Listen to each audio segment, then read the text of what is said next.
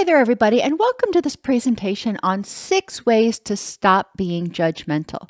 I'm your host, Dr. Dawn-Elise Snipes.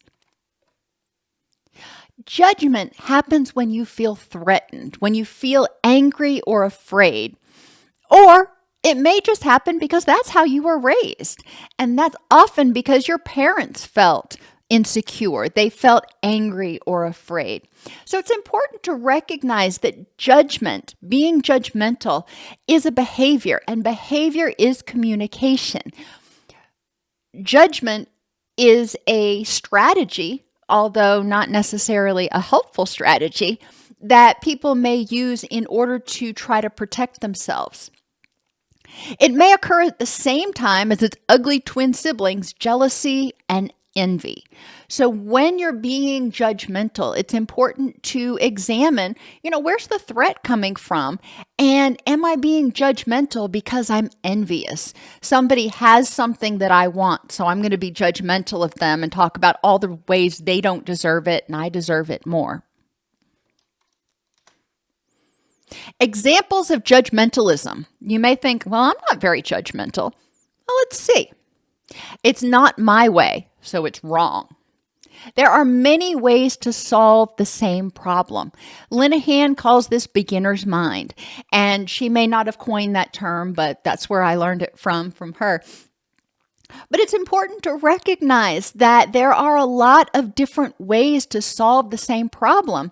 So it's important to step back and act as if you had never experienced this before. Use that beginner's mind and say, okay, if I'd never done this before, how might I try to solve it? Instead of always trying to do it the same way.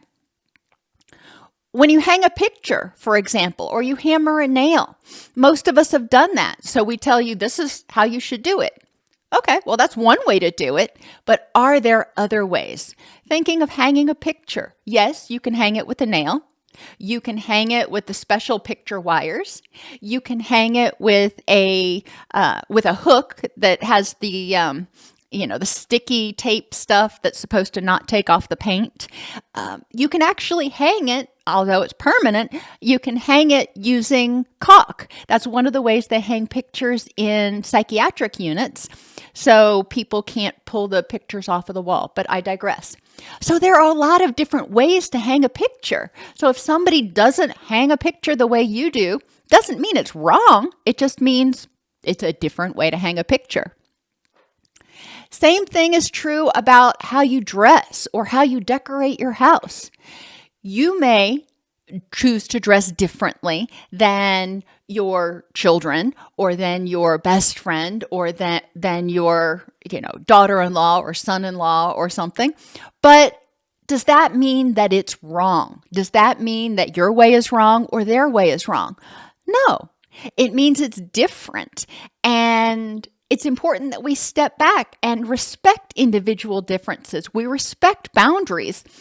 And we may say, that's not how I would do it, but it's fine. It's perfectly acceptable if that's how you feel comfortable.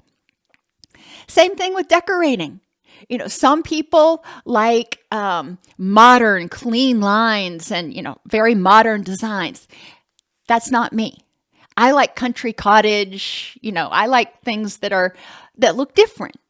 And that's just a difference in preference. It's not wrong to have a, house that's ultra modern if that's what you like. So being judgmental, going, ugh, why did they do that? That's just ugly. It's important that we step back and check ourselves and say, hey, that's not my way, but is there anything wrong with it? Raising children is yet another place where people can be very judgmental. And there are a lot of different ways of raising children. There are a lot of different ways of disciplining. There are a lot of different ways of showing love and affection. Okay, my way is not the same way as my sister-in-law's, is not the same way as my best friend's, but their ways aren't the same as any of our ways either. There are always individual differences. And ultimately, the important thing is, are the children happy and healthy? no matter how you get to that endpoint, raise your children, are the children happy and healthy? There are different ways. And socialization, and I use this term kind of broadly. There are a lot of different ways that people socialize now. Some people socialize online. Some people still socialize in real life. Some people socialize in groups. Some people are in different relationship structures. But does that make it wrong? And it's important, again, to respect boundaries. While the way somebody is in a relationship may not be right for you, is it hurting them? Are they happy and healthy? And, that's their business. So it's important to step back and take a look at that. I know that E&M, ethical non-monogamy, polyamory, polygamy, relationship anarchy, there are lots of different relationship structures that exist now. And just because it's not how things were way back when I was a kid, doesn't necessarily mean it's wrong. So it's important to recognize the difference between wrong for me and wrong in general. And if it's wrong in general, why? Is it wrong because it goes against my beliefs? Well, that takes it back to being wrong for me. Is it wrong because it's hurting that person? That's different. Not to say that they're not necessarily going to do it. Addiction's a prime example. We can see somebody engaging in addiction and we can say that's a bad choice. And using those substances is an unhealthy behavior. And that's true. And we need to recognize from an addiction standpoint, for example, that we don't understand why they're using. We don't understand what they're going through. And you may not understand all of the complications that go along with addiction. For most people, stopping cold turkey it's not an option unless they are in a detox facility or something. But I digress. Ultimately, the question is it harming somebody else, or is it wrong for me and maybe against my beliefs? But again, that's me. Those are my boundaries, and I need to not push them onto other people. Another statement that's judgmental. It's wrong, so you are stupid. It's wrong, so you are lazy. Well, have you made mistakes? Does it mean that you're stupid or lazy? Now, some people may tell themselves this, and that's a whole different video. But it's important to step back to say, am I really stupid? That's a horrible word. And yes, I am ignorant about certain things. When it comes to calculus, I have no knowledge. When it comes to electrical wiring, I am ignorant about that. You could say I'm stupid about electrical wiring. Could I learn it? Sure. Is it something that I have learned yet? No. What might have contributed to errors? Sometimes people make errors not because they don't know how to do it, not because they're lazy, but because something else was going on.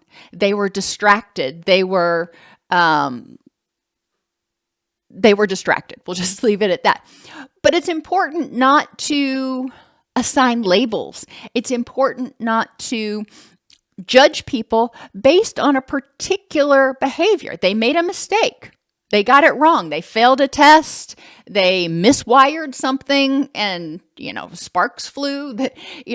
Yes, it could have been dangerous, no doubt. Was the incident unfortunate? No doubt. Does it mean that they as a person are stupid? Does it mean that they as a person are incompetent? Likely no. And I would really challenge judgment that would say yes. Another example, you don't meet certain criteria, so you can never, blah, blah, blah. You are too old, so you can never do this, whatever this is. You can never run a marathon because you're too old. Well, fine. There are people of different ages who run marathons every single year. My grandfather was 67 years old, ran a marathon. So it's important to recognize that things are possible, and we need to be careful about being judgmental and making assumptions. You can never be president because you're a female, for example. No, we're really moving towards that right now. So it's important to recognize, never say never. You're not wealthy enough, or not educated enough to belong to this club or to do this thing. I think there are exceptions to everything. I think there are exceptions to every never. So it's important that we don't judge people based on external criteria, I guess. We need to judge them based on their merits as it relates to that situation. Could this person possibly do it? I mean, there are a lot of child prodigies who have done amazing things despite being like 11. Most people can't, but it doesn't mean that nobody can ever do it. How does it protect us if we're judgmental and we say, well, you're not like me, therefore you can't do things like me? You can't achieve the same things I can because you're not like me. How does that protect you in some way? Another example of judgmentalism: you're not perfect by my definition, so you don't deserve. You're not perfect by my definition, so you don't deserve to be happy. You're not perfect by my definition, so you don't deserve to be successful. And that's pretty harsh. And we don't generally say it in exactly those words, but a lot of times the underlying message is pretty clear.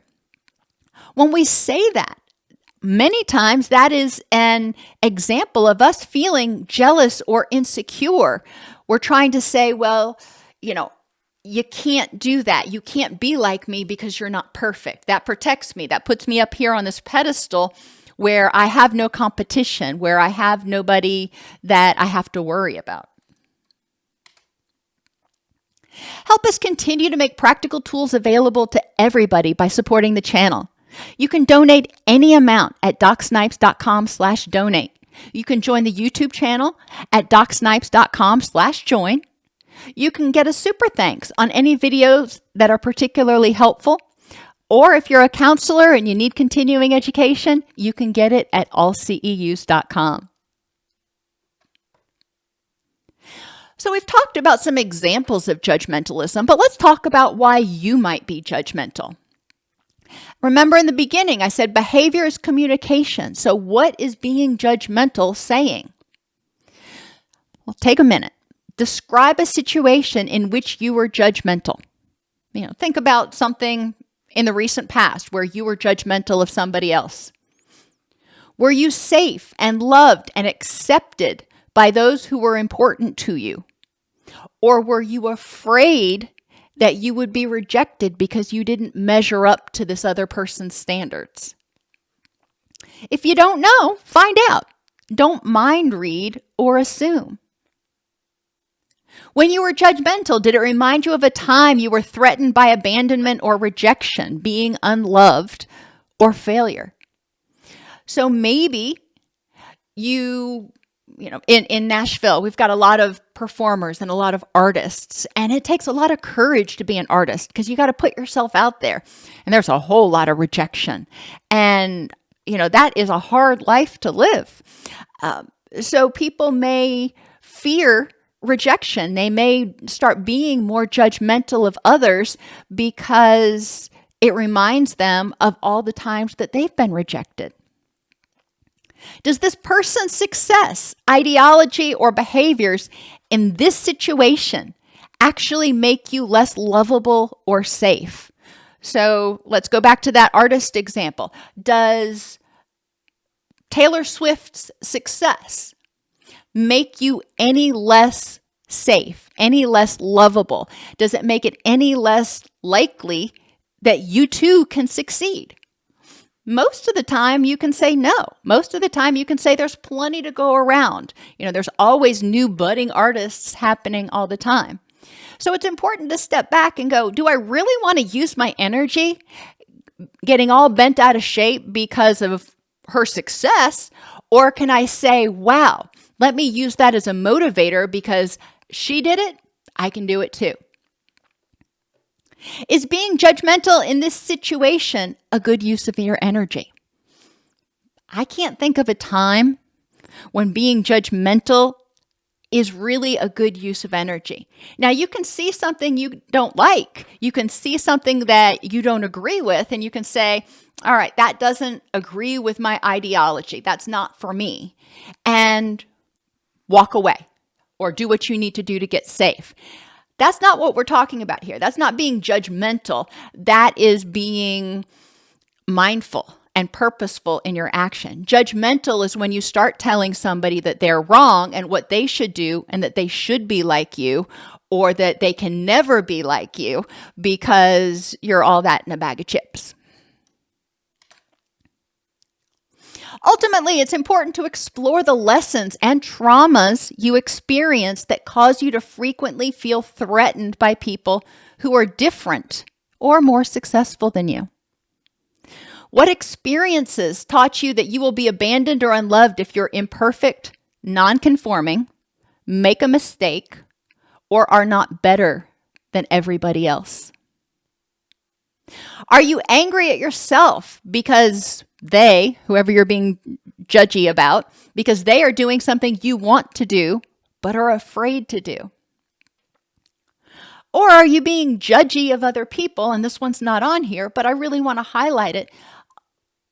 Too often, I see us being judgmental of people who are less fortunate than us.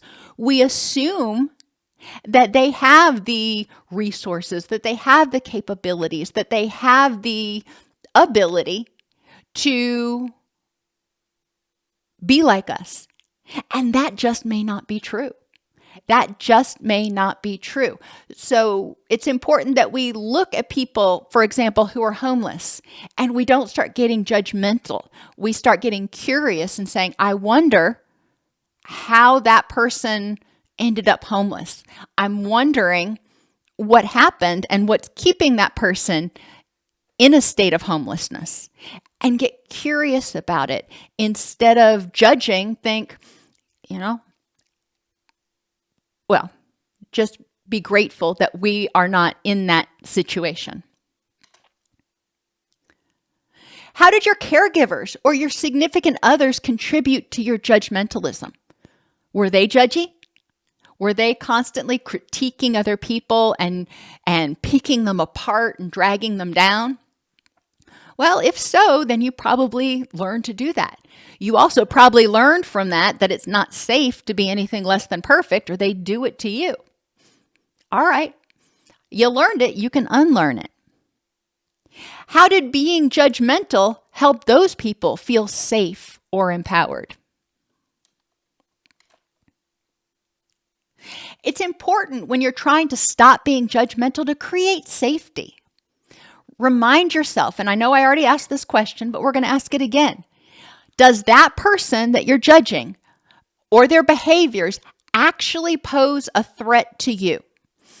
Does that person's success pose a threat to you? Is it going to keep you from being successful? Does that person's happiness pose a threat to you? Is it going to keep you from being happy? Does that person's misfortune actually pose a threat to you and in some way keep you from having your rich and meaningful life? If not, then you know what? Is it a good use of your energy to be judgmental? What would realistically happen if you decided to stop judging that person or situation? And this is true about judging yourself too, because we can be very judgmental of ourselves. Practice radical acceptance. All right. They have success. I'm not successful yet. Embrace the good with the bad. Embrace what it is. They have it and I don't. Or they are happy and I'm not. Okay. It is what it is. It doesn't mean it has to stay that way. I can use them to motivate me. I can use them to inspire me. I can ignore them completely and go back to using my energy to focus on improving the next moment. But being judgmental is not going to change them, and it's not going to be a good use of your energy. And stop shoulding. If you stop shoulding people saying, well, you should just get up and get a job. You should do this. You should do it this way, or you shouldn't do that. Shoulds and shouldn'ts are toxic pretty much any time. What would happen if you quit telling people, if you quit invading people's boundaries? When you say you should do this, that's stepping over their boundaries or all in their boundaries and telling them how to think, how to feel, what to do. That's a boundary violation. What would happen if you respected their boundaries? Now, maybe, if you wanted to and it was appropriate, saying, if I were in your situation, I would. But that's also unsolicited advice. Maybe they know this already and they're doing the best they can with the tools they have. So stop shoulding. It doesn't do anybody any good. Change your behavior. Like scratching an itch, being judgmental can be almost automatic. So start out each day reminding yourself, you know what? I'm safe and I'm loved. Or as Stuart Smalley used to say on Saturday Night Live, I'm good enough, I'm smart enough, and gosh darn it, people like me. Then focus on one of the following: being less judgmental of yourself or less judgmental of others.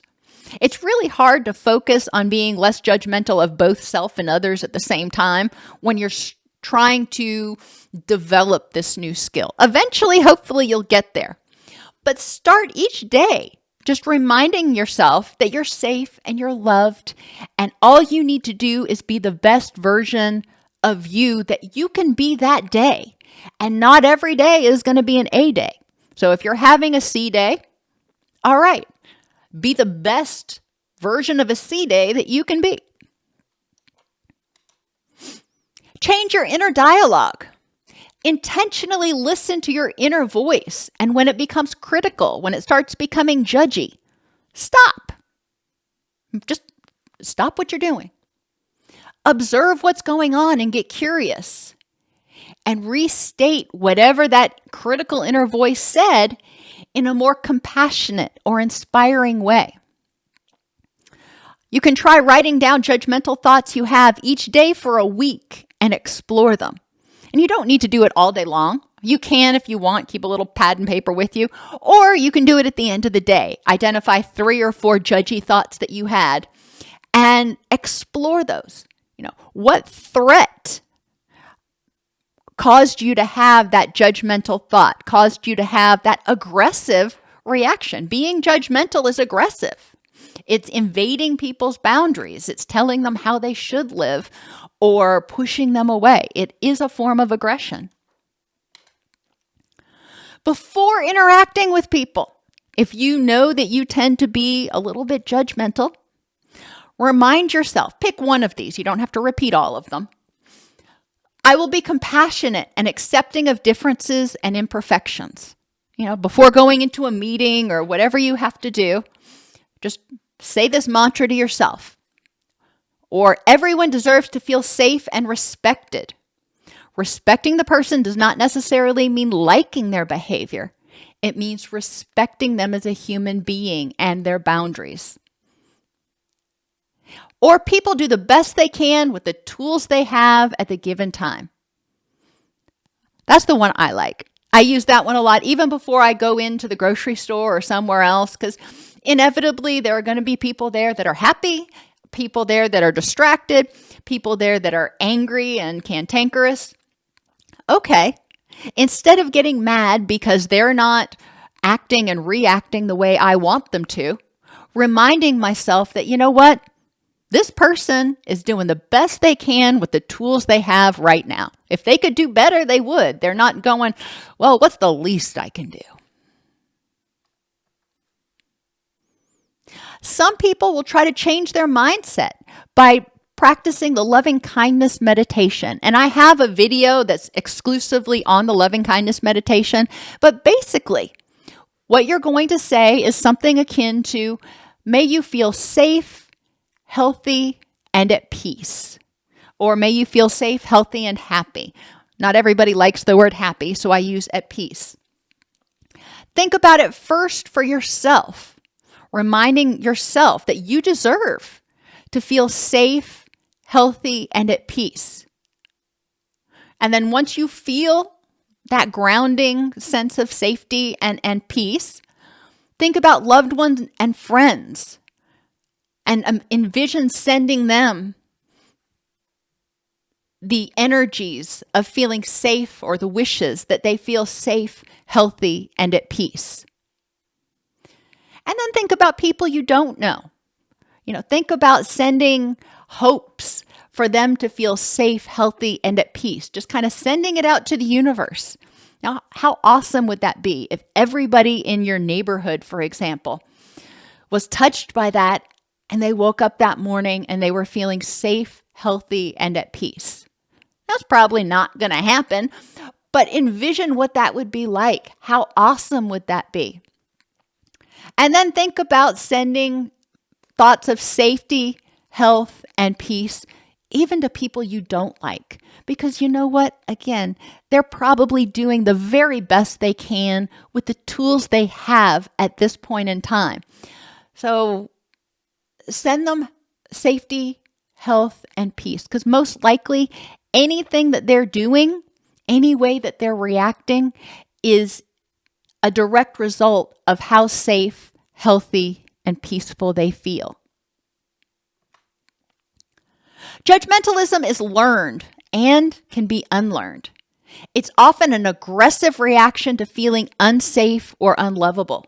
It's sort of a way of pushing people away or pushing people down with your thoughts. Before you can make a significant progress toward being less judgmental, you first need to feel safe and loved yourself, so you don't feel threatened by those other people, by their successes, by their presence. Once you feel safe, then it will be easier to be less defensive and less judgmental.